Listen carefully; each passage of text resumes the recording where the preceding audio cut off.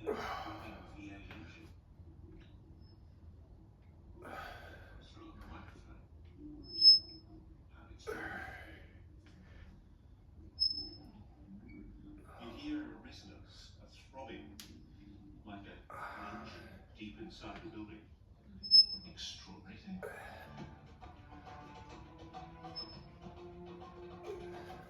So here we are at the Maidan pyramid, about 2 hours out of Cairo. And it's massive, absolutely huge. Get a load of this.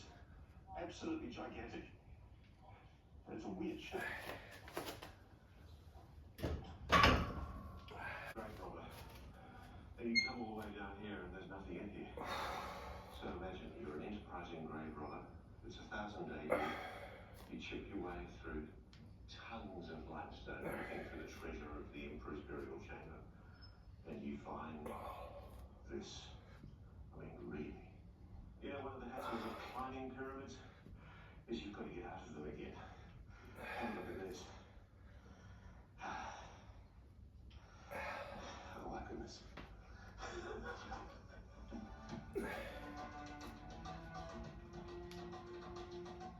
So you've always heard about UFOs in this pyramid? Well, apparently there were sightings of UFOs during... Happy to see it. That's gorgeous. They were lovely kids. Beautiful. The innocence of the child. Just love it.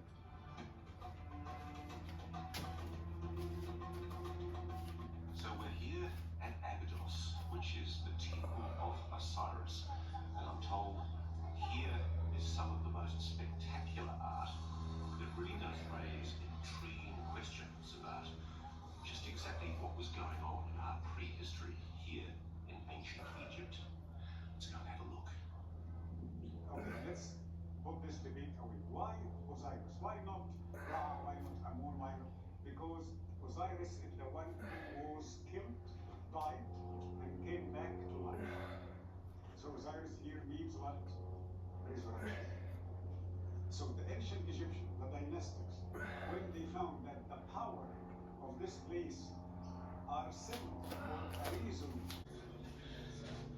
So it's funny actually, you'd think it would be really cold down here. Stone is actually incredibly hot. Super warm. We've got pillars with platform. This is the cow. I mean, so you're looking at light frequency, what's sound resonance? Look at that. That looks like electricity being emitted. It does. It looks like energy, and we've got light and sound represented. And the sound is supported by a pillar, but underneath, supporting the sound is light. Sound, light, and frequency. And look, we have the physicality, the temple has been raised by these strands or cords of energy that are emanating from another source or pillar of some kind. So, do you think that's a literal representation of technology, or do you think I'm being too... Pharaohs were buried in secret with a huge number of the incredible treasures, the things that Howard Carter described when he found the tomb of Tutankhamun as wonderful things. But there's a mystery, there's a conundrum behind that whole story. Who on earth made these incredible technologies, these fine stone vases, the beautiful carved statuary, the incredibly well-honed granite blocks that are accurate, sometimes within micromillimeters? How do we explain those technologies with what we understand were the tools of that era? In domestic terms, we realised that what they stumbled across was the tomb of an ancient king. So the real question is, was this originally conceived as the tomb of an ancient king, or did it perhaps have an even earlier purpose? Actually, it does tend to destroy the beauty and experience of these tombs, wherever they are, to share them with thousands of other people. But you do get an incredibly profound sense of just how old these places are. And if you think about what they estimate, it's at least 4,000 to 5,000. Look, I'm just going to turn my camera around.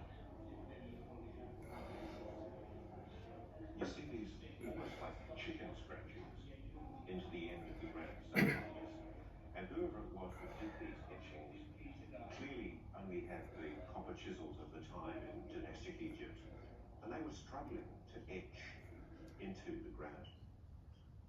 So, whoever it was that crafted this entire sarcophagus, if that's what it was, had the ability to cut granite in ways that even the experts admit they can't explain for what the tools were in modern dynastic Egypt. It's the best sort of mystery, a riddle in plain sight. There's no getting up. With these trail caravans, you're ready for adventure that you realise never rule out adventure. Ooh, barley. That's a skewer. Get more with Australian mushrooms. There's no getting over it. These are giant. From the Diluvian time. Mostly they are over 12,000 years old. Okay, but how old exactly? I think it was most of these were being made during the time of Shimisuhower. Most of the statues, especially the statues, they were made during the time of Shimisuhower, and Shimisuhower is about 20,000 to 12,000 years back. Okay, why they made statues? To remember the first humans who brought the civilization to us. Okay, these statues are not for ancestors on Hattup II or any of the dynastic kings. There are some statues, yes, from the dynastic times, but not the red baron or the Marmara. Like these statues are over 200 tons. Okay, 200 to 300 tons. This one is up to 200 tons. Of course, we can. The ceiling was connected to here, and this was connected to the flow jams, also on the other side.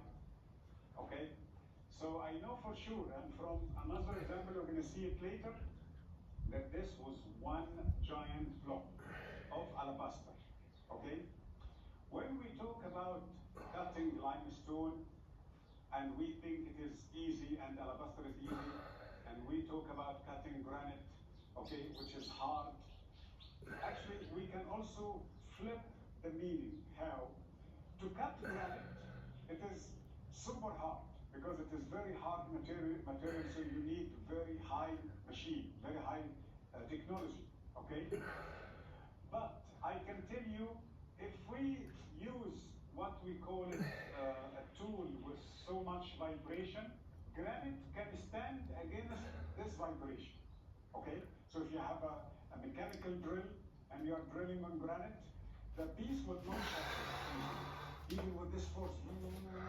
But if you do this on limestone or alabaster, one little vibration can break it like glass.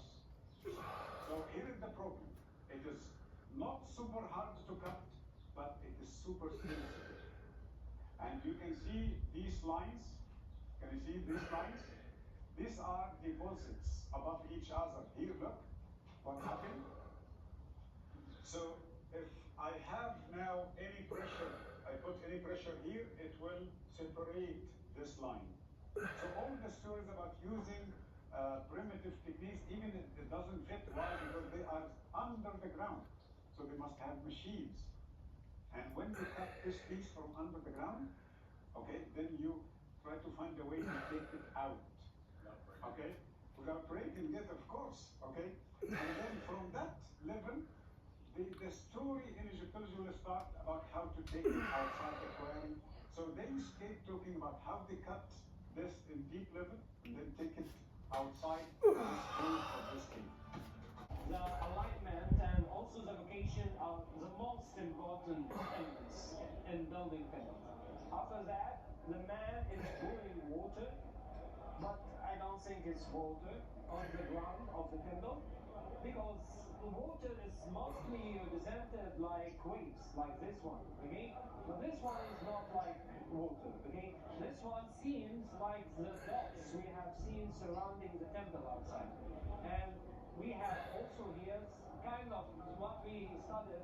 These are the foundation offerings, not the foundation offerings. These are devices to help for the levitation process. Okay? Yeah, because we are controlling gravity by these kind of devices. Okay? It's not something like the energy wave you're surrounding the temple. There should be an opposite energy underneath the temple also they make that kind of limitation. So they start with these. This is adding kind of like chemicals or something like that, which is giving the energy or catalyze the energy of these things here on the ground. And after that, surrounding the temple with the field of energies like the one we have seen outside, and that causes what causes this. That's the limitation. Wi-Fi and the muffler. Again, of course, that's ridiculous. Again, just similar to the land of Gandhara. Again, unfortunately, some people are being fooled with these interpretations. They are not having like a kind of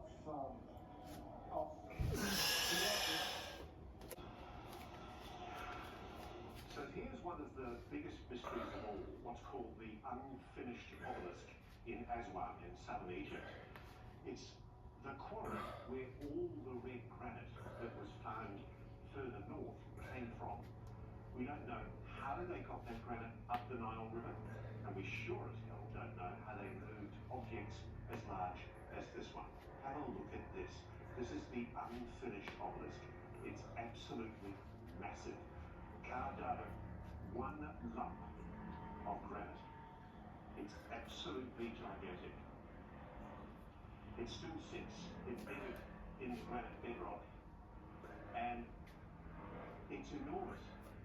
The cuts are almost 90 degrees accurate. Shaped, sculpted, and effectively excavated from this rose granite, which is harder than steel.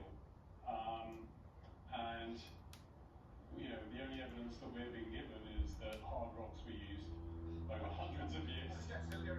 It is funny. Using hard rocks to chip away something as accurate as this unfinished obelisk. Yeah, I think this is beyond 2001: A Space Odyssey. I think advanced tooling was used. My speculation would be sonic tools that could effectively resonate the granite at such a high frequency that it would probably been disintegrated into dust, and it being lead, which could explain why you see these kind of ice cream scoop marks, which are so smooth and perfect.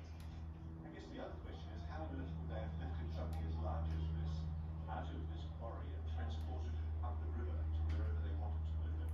Exactly, and when you think about it, the depictions in Edfu Temple on the Nile, in Komombo, and indeed even in Dendera Temple, the Temple of Hathor, where we see this these beings, these kings. So think about this absolutely massive lump of red granite, one of the hardest stones in the world.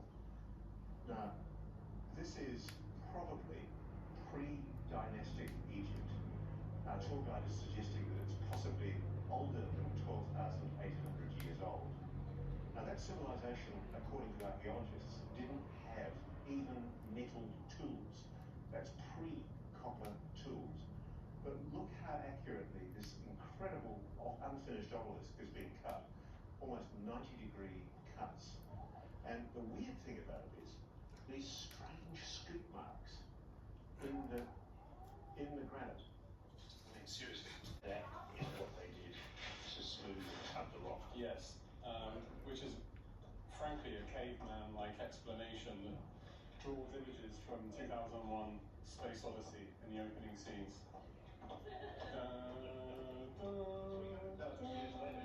Yeah, still going strong. Believe in the process. Trust me.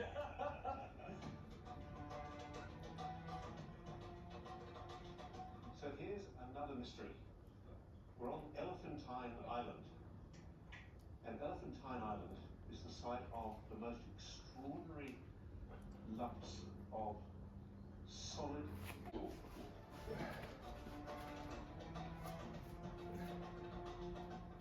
You only have to come here to the Egyptian Museum to realize there is a mystery in plain sight in ancient Egypt. How were exquisite objects like these gigantic stone statues carved out of dolomite? How were they fashioned? Here's another beautiful example of the dilemma, the mysterious dilemma in the Cairo Museum. museum. Among fairly simply crafted pottery vases, there are these absolutely doesn't pass muster in comparison.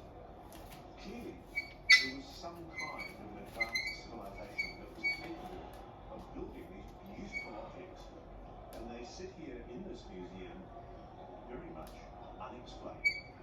All over this incredible museum, there are objects that just defy explanation.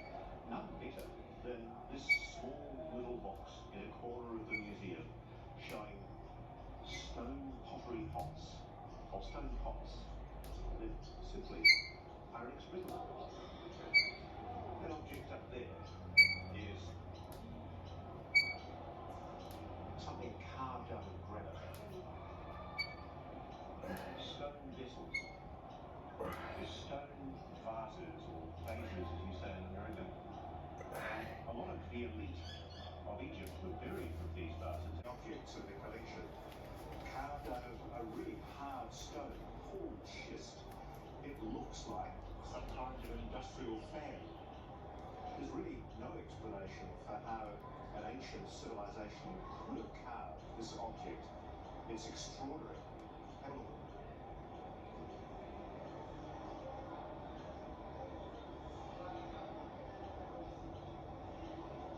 It's the weirdest looking object.